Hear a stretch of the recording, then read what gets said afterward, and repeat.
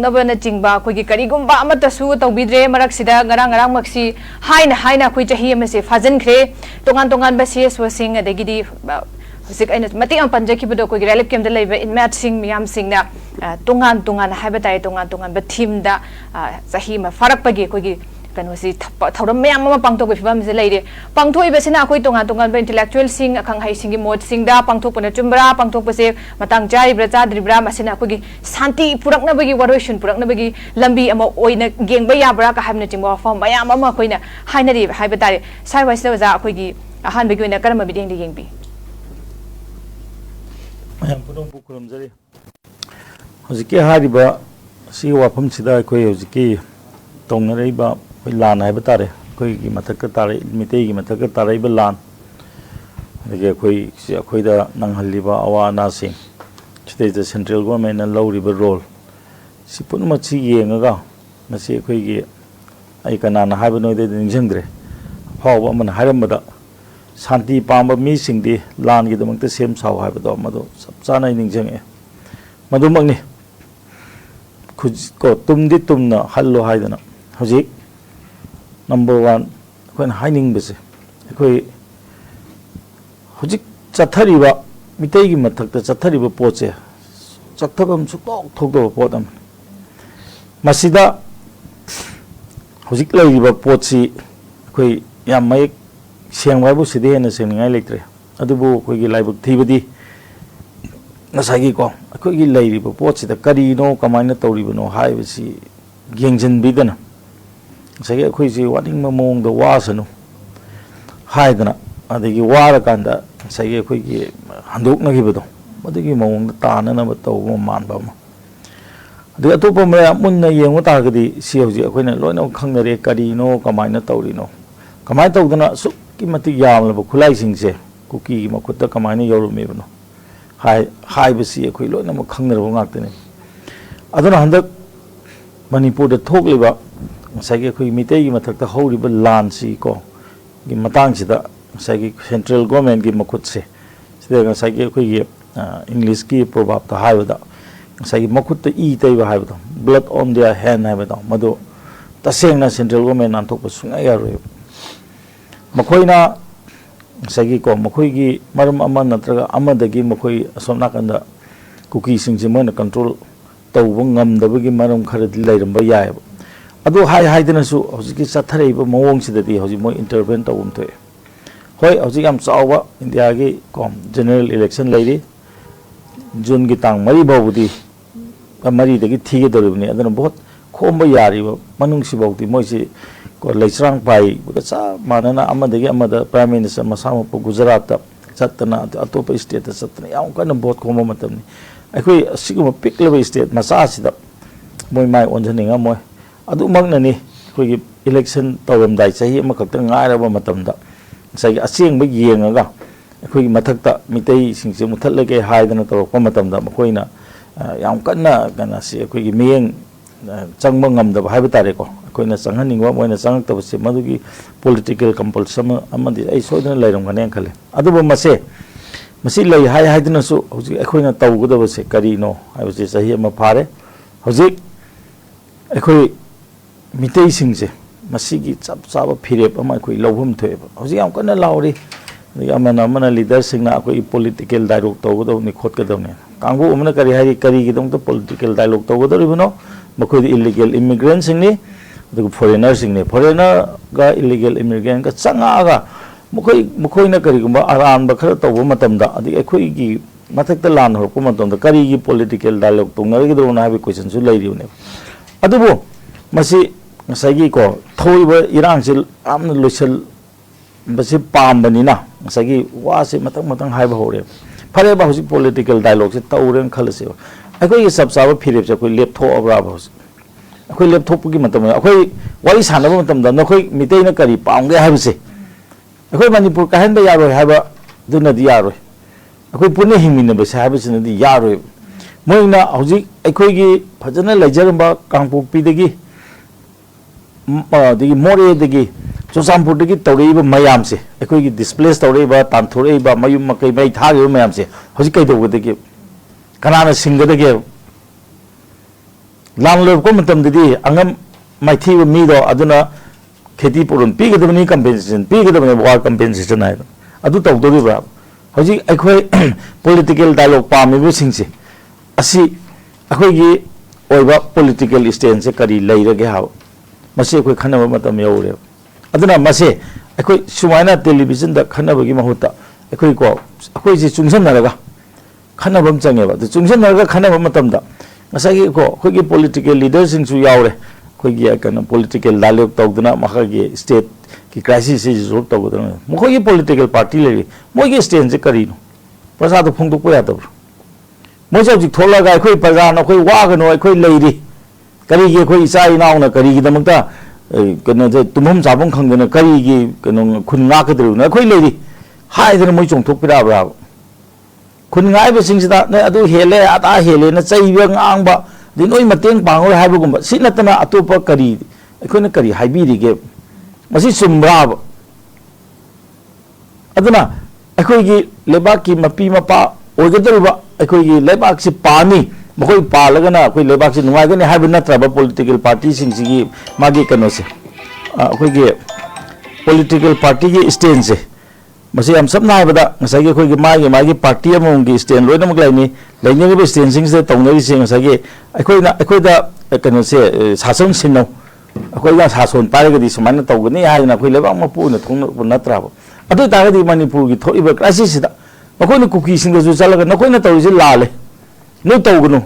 khungpum hando hai na wai je hai graba adu natana ngasai gi sumain tawduna akhoi mayam si ko akhoi gi ning tamba leba ma semni de akhoi gi lamni hai na akhoi gi lejeri ba ipa ipu gi lamsida makoi gi mapa makoi gi lamni hai ba mi sing siga akhoi gi political dialogue tawgudri si kari ground da tawduri no du akhoi gi stage se kari no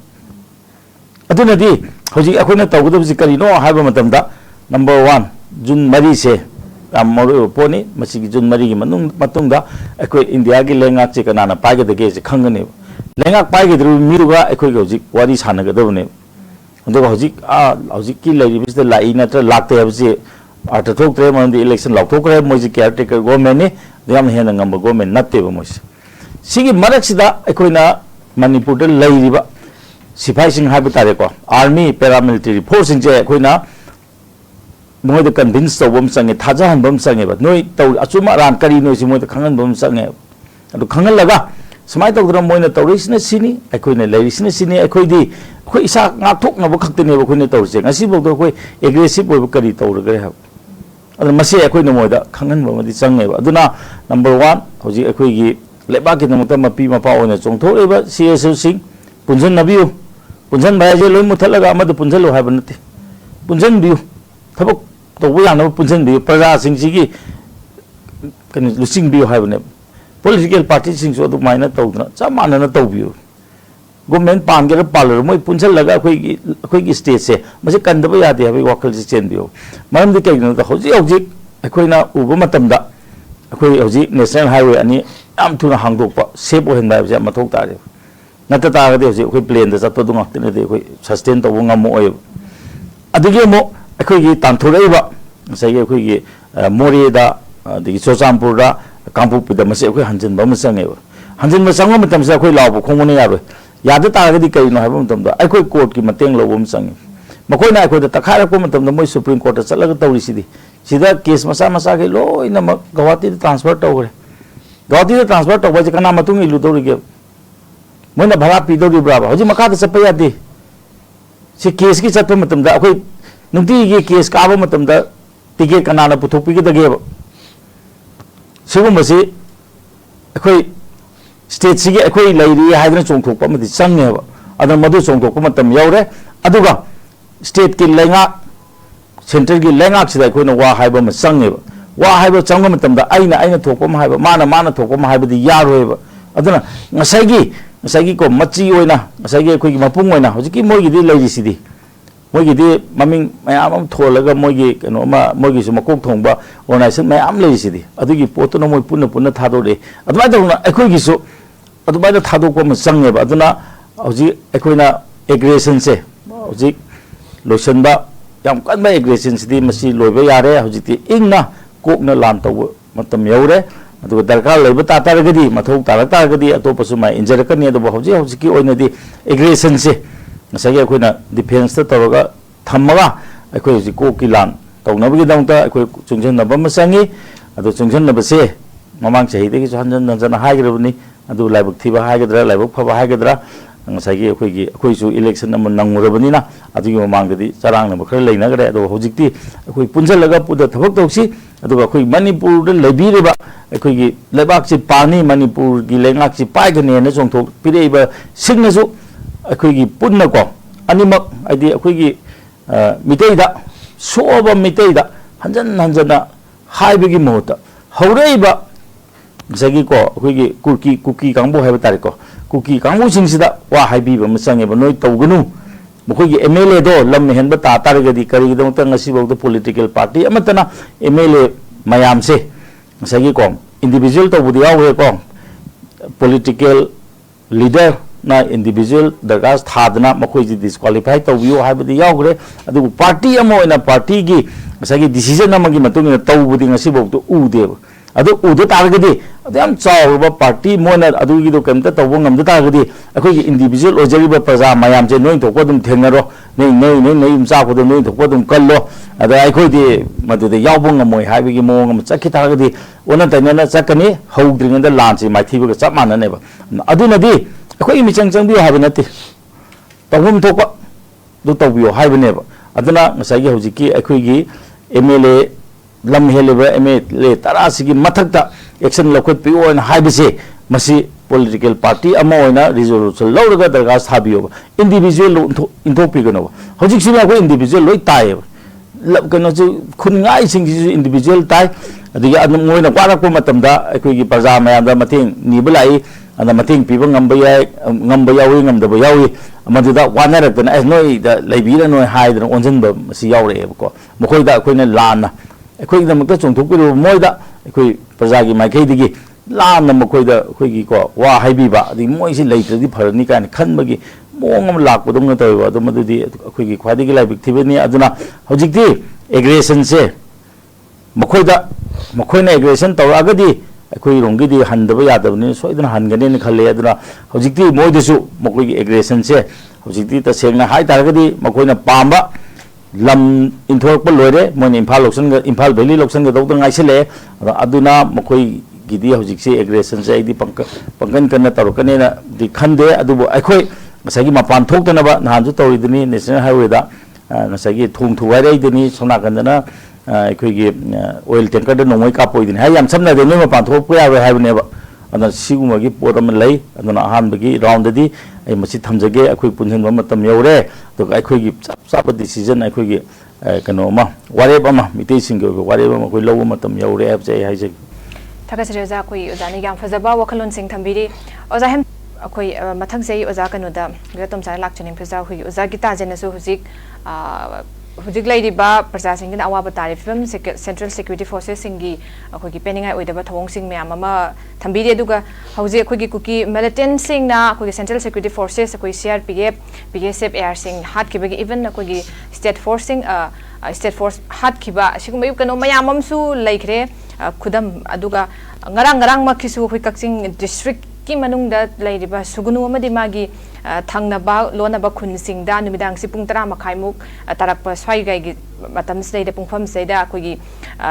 Central Security Forces se gari manga truk la akanda akhoi combing operation tawni aduga khunga pasing fagat kani en taropodagi akhoi lamdam adugi ima sing na yaroi haina thingba aduga akhoi khunga pasing kina ngasi fawbada nga akanda ki khulai paiba sing gi ngak selaga leibidagi mayam se akhoi tangdu leita na ngasi fawbada leiba ngami ni haibna jingbagi yamna penadaba sorry sigumba wafam sing phongdora kana Central Security Forces ngarang se mukna kibagi wafam amasu ngarang kudum phong sana bana basidum thoi habita kamai thambini baza swag area se sigi matang se sai koina dum haijeri de koina akhoi gi stand kari leirege habu stand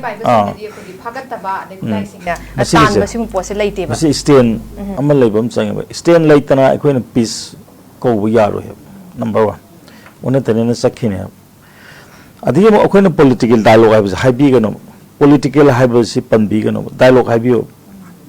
political dialogue ti tonga le do akhoi moga dialogue tong se haibdi yai political dialogue haibdi it is very dangerous yamna khudong thiningai ne khoida maramde akhoina mokhoida aya bama pi bedong tawbam leba political haibsi kari no mapandagi changa iba mi singsibu akhona politically wadi sanagadi si kai no masima akhoi khangada mafam ang khangana lan loslo haibani na mi gidi losinna na bane haidana phagalakane khulai ma hana phau si hana phau haibudu tongan bamne masagi ojana haibi gibudo hojik tawudabji kennate kuki phajalo haibudu akhoi lawbuse akhoi wai ji achumba wahai amana lawbam sang ya kuki phajalo haibji lo lawne kuki phajalo haibi matamda kuki phajang matamda loire akhoi mitegi su dum thoglani namdi kaino da like lai su tamningi bani mai mai ge thabuk suningi bani hojik se mathwai khubak hapaga ne ba adu leinari mayam se aduna mase aduna ne ba aikoina wa ngang ba matamda one voice da ngang ja habse aina habido matung ilo habu natte hab hojik manipur gi irang ji kamaina loisalan ge ke habse masi bibula su budai ne ba political dialogue tok se na ge leisi ai do man hajininge ba tara gadi waru biram se do waru bigano foreigner का illegal immigrant का narco terrorist का एकोई के political dialogue तोंगर बुद्धि की मरम से करी no अब number one अति अतोपम ना हम नुआई तब बना हो जी कौन कनोगी सिक इरांग जाम करना तो वो मतलब दा मिजोरम दा लाओ को अकोई अब जी चाइना दा तीन रचेरा का है ना मोई मतलब दा लाओ को इंडिया ना यंग बीते हम थी नहीं पीरे का है ना एकोई की मर्जर एग्रीमेंट तो वो चंगी वो पोने हवा असी थोड़ा रख बता रहे थे एकोई हान की स्टेटस से एकोई हंजलो है ना हाई बचे हाई बम ठोकता बाब नोइना मर्जर एग्रीमेंट के मतों ना एडमिनिस्ट्रेशन से नगे बने या मुन्ना पाबियो लोइना मक लाइक हाई बर लोइ नाक्तनी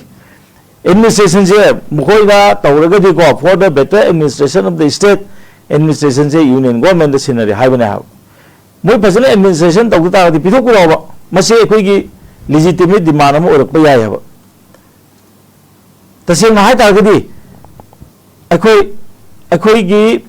political status से अखोई हंग है हवा मिटे मुथत ना बताओ जिसे करी गिना हो अखोई अजे इंडिया गवर्नमेंट दा हाई बे ने बा इंडिया गवर्नमेंट का तो देखो के दोता है अखोई इंटरनेशनल कम्युनिटी तो कोई हाई बताए अदुन अतन लो पाई लेती मंबे अखोई ना पाई वो खुला जिने इंडिया थे ना वो हम बगी सुन नते किस अखोई इसा आखन ना वो खतरे मसले से इंडियन कनो को सेंट्रल फोर्सेस ना को ओजल लगतना ऐसा अखोई दे खुलाई भागे का तो जम नोंग नहीं हाबा अखोई चिंग दे संग बे हाबो अखोई ना पाई वो नोंग में चिकना ता काप तो रिनो अखोई ngak to ko ne ta kai ta kapu to ri ge ba moi na ngak sel ge lai ri ba ching ge area se akhoi lang khalu ba ya bra ba aso na ga di kum jar ko di sai hai bi ri ne oja kita je na su free da kum jar ta lu matam da changan de adige moi ge kano to JCB to ge lamben to khai ram asi gi phibam sida tampak ta pai ri ba nong mai ji kana da kap na ba no ha ba ado si khang bi wa ba aduna akhoi gi मिते ये Camus से पुंजन से अब दे अखोई की को वखल माना से अखोई पंथुंग माना से अब कुकी ओजा के नोना हबी बा ओजा इजे ना हबी की बा कुकी लक्षण बे हाबे से सिदे ने सुम वाफम जे काय दिले गे बा कुकी लक्षण लो बा वाई जे नसी बा सिन ना बे बा पॉलिटिकल डायलॉग तो दे हम हाई रे बा सिदे जो जो जी थे लै ममिंग दे पनिंग दे नै कुकी जिंग जे अंत अंत ngay ko lamang ta hiang gin har wai sin na do kari gino ba mo gi taw politics se akoi mitai gi sau gaw da ba manipur ab je mitai gi na ta ba ai ke no ma hai je ge ngasi bong do tholok pa lan si da mitai gi de le pa se kana le ke ba india gi mainland gi mi sing na ko ai yang ko di panjaning de akoi mitai se सिम मनी सिम लाइनिंग चटनी मखोई खतंग आइरे North East मोई नमदत मोई जि मुथत बिगी दौरेना मोई अखोई गिदंग ते लाउबी नत्र आदा कनाना लाउगे अतै दे अखोई एग्रेशन तौरे अखोई मुथत पिरे माइनॉरिटी नमदा बिरे दि धर्म अमगी ओइबे मी सिंग अखोई नमदा बिरे ना इंटरनेशनल मीडिया दा थोइब नत्रो असी अखोई की पॉलिटिकल लीडर स्टेट की पॉलिटिकल लीडर सिना बसी खंगी देसे कइनो ꯑꯗꯨꯅꯗꯤ ꯑꯩꯈꯣꯏꯒꯤ ꯈ꯭ꯋꯥꯏꯗꯒꯤ ꯀꯩꯅꯣ ꯑꯩꯈꯣꯏꯒꯤ ꯋꯥ ꯇꯥꯕꯤꯒꯗꯕꯁꯤ ꯀꯩꯅꯣꯗ ꯑꯩꯈꯣꯏꯒꯤ ꯑꯣꯏꯕ ꯑꯩꯈꯣꯏꯒꯤ ꯄ꯭ꯔꯖꯥꯒꯤ ꯑꯣꯏꯕ ꯑꯩꯈꯣꯏꯒꯤ ꯂꯝꯗꯝꯁꯤꯒꯤ ꯑꯣꯏꯕ ꯑꯩꯈꯣꯏ ꯏꯟꯗꯤꯖꯤꯅꯁ ꯒ꯭ꯔꯨꯞ ꯑꯃ ꯃꯊꯧ ꯇꯥꯏꯌꯦꯕ ꯏꯟꯗꯤꯖꯤꯅꯁ ꯄꯣꯂꯤꯇꯤꯀꯦꯜ ꯐꯣꯔꯁ ꯑꯃ ꯃꯊꯧ ꯇꯥꯏꯌꯦꯕ ꯏꯂꯤꯒꯦꯜ ꯄꯣꯂꯤꯇꯤꯀꯦल ꯐꯣꯔꯁꯁꯤ ꯀꯩꯗꯧꯔꯦ ꯃꯨꯊꯠꯈ꯭ꯔꯦ ꯍꯥꯟꯅ ꯌꯥꯝ ꯂꯩꯔꯝꯃꯤ ꯄꯥꯔꯇꯤ ꯐꯦꯗꯔꯦꯜ ꯄꯥꯔꯇꯤ ꯂꯩꯔꯝꯃꯤ MACP ꯂꯩꯔꯝꯃꯤ ꯀꯩꯗꯧꯈ꯭ꯔꯒꯦꯕ ꯀꯅꯥꯒꯤ ꯃꯇꯝꯗ ꯃꯁꯤ ꯃꯔꯖ ꯇꯧꯈꯤꯒꯦꯕ ꯑꯩꯈꯣꯏ ꯍꯧꯖꯤꯛ ꯚꯣꯏꯁꯁꯦ ꯀꯥꯏꯗ ꯂꯩꯔꯤꯒꯦꯕ ꯑꯩꯈꯣꯏꯒꯤꯗꯃꯛꯇ ꯉꯥꯡꯕꯤꯅꯕꯁꯤ ꯀꯥꯏꯗ ꯂꯩꯒꯦꯕ ꯑꯇꯩꯁꯤꯡꯁꯤꯗꯤ ꯃꯣꯏꯒꯤ ꯂꯩꯔꯤꯕ ꯍꯧꯖꯤꯛꯀꯤ ꯄꯣꯂꯤꯇꯤꯀꯦꯜ ꯄꯥꯔꯇꯤ ꯑꯆꯧꯕꯁꯤꯡꯁꯤ ꯃꯣꯏ ꯑꯥꯒꯤ ꯀꯩꯅꯣꯗ ꯑꯩꯈꯣꯏꯒꯤ ꯃꯣꯏꯗꯤ ꯀꯔꯤ ꯍꯥꯏ ꯃꯣꯏꯒꯤ ꯑꯥꯒꯤꯗꯨ ꯀꯔꯤꯕ ꯀꯃꯥꯟ ꯍꯥꯏꯕ꯭ꯔꯥ ꯍꯥꯏ ꯀꯃꯥꯟꯅ ꯂꯣꯏꯅꯃꯛ ꯀꯟꯇ꯭ꯔꯣꯜ ꯇꯧꯕ ꯉꯥꯛꯇ ꯅꯠꯇ꯭ꯔꯣ ꯑꯩꯈꯣꯏ ꯍꯥꯏꯅꯤꯡꯗꯦꯕ ꯑꯩꯈꯣꯏ ꯄꯣꯂꯤꯇꯤꯛꯁ ꯌꯥꯎꯅꯤꯡꯗꯦꯕ ꯍꯥꯏ ꯀꯃꯥꯟꯅ ꯀꯟꯇ꯭ꯔꯣꯜ ꯇꯧꯕꯁꯤꯡꯁꯤꯅ ꯑꯩꯈꯣꯏꯒꯤ ꯏꯟꯇꯔꯦꯁꯇ ꯌꯦꯡꯕꯤꯔꯛꯀꯅꯤꯁꯦ ꯑꯩꯈꯣꯏ ꯊꯥꯖꯗꯕ ꯑꯃ ꯌꯥꯎꯁꯜꯂꯛꯑꯦꯕ ꯑꯗꯨ ꯑꯣꯏꯇꯥꯔꯒꯗꯤ ꯑꯩꯈꯣꯏꯒꯤ ꯑꯣꯏꯖꯕ ꯀꯨꯀꯤꯒꯤꯁꯨ ꯂꯩꯈ꯭ꯔꯦꯅ ꯍꯦꯛ ꯊꯣꯛꯄꯒ MLA ꯑꯅꯤ ꯊꯣꯛꯈ꯭ꯔꯦ ꯍꯟꯗꯛ ꯊꯣꯛꯈ꯭ꯔꯦ ꯑꯣꯖꯥ ꯊꯣꯛꯑꯦꯀꯣ ꯀꯨꯀꯤꯒꯤ ꯊꯣꯛꯈ꯭ꯔꯦꯀꯣ ꯅꯥꯒꯥꯒꯤꯁꯨ ꯎꯄꯥꯏ ꯂꯩꯇꯗꯅ ꯃꯣꯏꯁꯨ ꯂꯩꯖꯈ꯭ꯔꯦ NPF ꯂꯩꯈ꯭ꯔꯦ ꯆꯞ ꯆꯥꯅ ꯃꯣꯏ ꯍꯧꯖꯤꯛ ꯀꯩꯅꯣ ꯃꯣꯏ ꯌꯥꯝ ꯐꯖꯅ ꯃꯣꯏꯒꯤ ꯄ꯭ꯔꯖꯥꯒꯤꯗꯃꯛꯇ ꯃꯣꯏ ꯊꯕꯛ ꯇꯧꯔꯤ ꯑꯩꯈꯣꯏꯒꯤ ꯀꯅꯥ ꯂꯩꯒꯦ ꯍꯥꯏꯕ ꯑꯩꯈꯣꯏꯒꯤ ꯄꯣꯂꯤꯇꯤꯀꯦꯜ ꯂꯤꯗꯔꯁꯤꯡꯁꯤꯗꯤ ꯑꯗꯨꯗ ꯌꯥꯎꯔꯒꯅ ꯈꯔ ꯐꯒꯗ꯭ꯔꯥ ꯑꯗꯨꯗ ꯌꯥꯎꯔꯒꯅ ꯈꯔ ꯐꯒꯗ꯭ꯔꯥ ꯍꯥꯏꯅ ꯃꯤꯅꯥꯏ ꯂꯝꯖꯦꯟ ꯇꯥꯅ ꯂꯩꯔꯦ ꯍꯥꯏꯕ ꯅꯁꯥ ꯅꯁꯥꯒꯤ ꯑꯣꯏꯕ ꯑꯩꯈꯣꯏ ꯂꯝꯗꯝꯁꯤꯒꯤ ꯑꯣꯏꯕ ꯀꯣꯛ ꯑꯃꯇꯪ ꯄꯨꯊꯣꯛꯄꯤꯕ ꯌꯥꯗꯕ꯭ꯔꯣ ꯃꯄꯨ ꯊꯤ ꯂꯩꯔꯦꯅꯦ ꯃꯤꯅꯥꯏꯒꯤ ꯍꯧꯅꯕꯤꯗꯣ ꯑꯁ ꯑꯩꯅ ꯍꯨꯏ ꯑꯣꯏꯔꯒ ꯑꯁꯤ ꯌꯨꯝꯁꯤꯗꯗꯤ ꯑꯍꯥꯎꯕ ꯄꯤꯖꯕꯅꯦ ꯑꯁꯤꯗ ꯑꯣꯏꯅ ꯆꯪꯒꯦ ꯑꯁꯤꯅ ꯑꯍꯥꯎꯕ ꯄꯤꯖꯕꯅꯦ ꯑꯁꯤꯗ ꯑꯣꯏꯅ ꯆꯪꯒꯦꯅ ꯇꯥꯟꯅꯕꯒ ꯆꯞ ꯃꯥꯟꯅꯅ ꯇꯧꯔꯤꯁꯤ ꯀꯔꯤꯒꯤꯅꯣ तसेंना हाइताबदी अखोइना कुकी इमिग्रेंट फॉरेनर हाइबा सौबिगनोबा खोंजायावने लेरमी अखोइगी इंडिजिनस कुमनी याम कोइना लेमिनाराबा थादो लेरी थादोगी प्रोग्राम ने लेरिबने हाबा थादो जोजि मखोन थोइब्राबा कनाना नंगरगेबा अखोइ नोजि डिमांड तगदबदी अखोइ सोइगिबसे अखोइ सोइरा हाइबा ताइबा मसे खंगदना अखोइगे हुजिक लेबिरेबा को मसे हाइरोगसु को एस माओंदा सौगलेना एकता हाइबिबा अखोइदको हुजिकी लेरिबा ऑनरेबल चीफ मिनिस्टर्सना तौपदगी नत्रो वाजि थोलेसे माना मथौ ना लेना थबकी तौबदि नत्रो असु एगाम सिंग मा सेमदोंनबो होनरकोदि नत्रो हाना मयाम तौता ए मसिदि पोपीसि थिंगदे यादेना अखोइ जिजा फॉरेस्ट कंदबा यादेना हाइदना अदगी इलीगल इमिग्रेंट से तांथोक्तबा यादेना हाइदना माना तौपदगी थोलको इरांग नतब्राबा मसे अखोइना सौगतम थोक्तब्राबा मा फते हाइदना मा पामदे मा नुक्सिदे हाइदना माना तौरेबा अफबा पॉलिसी से अखोइ सौगतम थोक्तब्राबा थोइ मसे अखोइ थौना लेना अखोइ सौगकदबने अदि अतोपबना हुजिक मका को हुजिक इलीगल कनोदे हारगा हुजिक ओजाना हाइबि को हुजिक अखोइ पोपीगी मतान क वा ngangeबा सिपाइ थाजंगदों नत्रो आर्मी थाजंगदों नत्रो असी कदौरी हाबिगी कनोसे अखोइ गेम बम चंगदब्राबा मखाताना थारिब्रा था तारगना कदौरी कुमई येंदना लेरिब्रा अदि नहानगी लेरिबा ngसागी कोइ सेंट्रल गवर्नमेंट जा हारे था सुपुंगदा इलीगल इमिग्रेंट सिंग से खंदो हाबिनी अदि रिपोर्ट न काय चखरे अखोइना तुमि लेबम लेरिने हंदक चुचामपुरदा मोइ मी खरा फारुबदा लान तौदरा तबुदगी ASP मन अकन एक्शन लोखलेबा ASP दो हजि ट्रांसफर तौरे अखोइ काम काम मांगदे थबक फजने तब ASP ट्रांसफर तौबन तब अखोइगी तंपाक्तगी मा ट्रांसफर तौब यारो यादना वा nganगदेबा खुसाबी म थौंगबा कनम तौरे हाबा अदि हजि इंगो आर्मी सिंगसिदा मोइना तौरमिको SC की आर्मी सिदि मितै लेबनी मितै ऑफिसर लेबनी लौथोक हाइरेबा हजिक लेरिबा अखोइदा अटैक तौर मयाम से अखोइ कुकी ऑफिसर क्या यावगी से अखोइ चेक तौब्राबा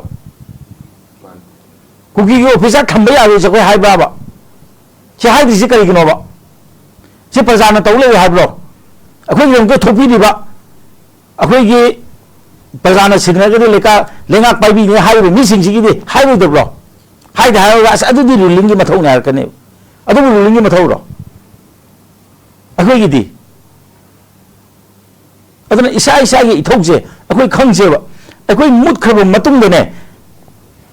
मयाम मुतप मतमदा इसा इथंदा हिंगने हाबदि खंदिरुनबा लोइना लुमिननेबा अदुनादि हौजिकसे ꯑꯩꯈꯣꯏꯅ ꯄꯥꯝꯗꯅ ꯑꯩꯈꯣꯏꯒꯤ ꯏꯊꯛꯇ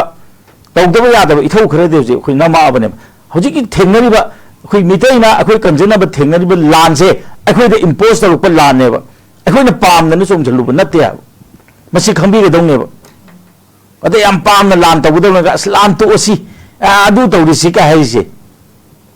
ꯑꯃꯨꯛꯇ ꯍꯪꯕꯤꯌꯨꯅꯦ ꯃꯌꯨꯝ ꯃꯀꯩꯗꯒꯤ ꯇꯥꯟꯊꯣꯛꯇꯅ ꯂꯥꯛꯏꯕꯁꯤꯡꯁꯤꯕꯨ ꯂꯥꯛꯅꯤꯡꯗꯅ ꯂꯥꯛꯄ꯭ꯔꯥ ꯍꯥꯏꯃꯤ ꯔꯤꯂꯤꯐ ꯀꯦꯝ ꯆꯠꯄꯁꯤꯡꯗ